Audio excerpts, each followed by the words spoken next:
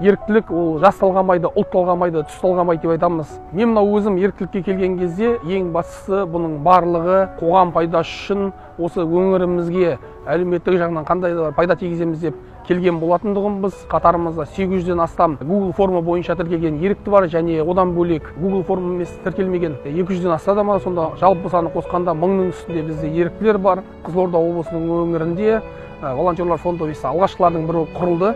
Бізде осы 7 бағыт бойынша осы күнге дейін 400-ге жуық шара өткізілді. Бүгінгі күні біздің 7 бағыттың істеп жатқан басты жұмыс бағыттары ол әлеуметтік бағытында көмек көрсету, аз қамтылған отбасыларына көмек көрсету, кешегі пандемия кезінде азық-түлік үлестіру, кислородный баллон тасу болды жұмыстарымыз. Еріктілердің елге, қоғамға қосқан үлесі біз көптен көп деп білеміз.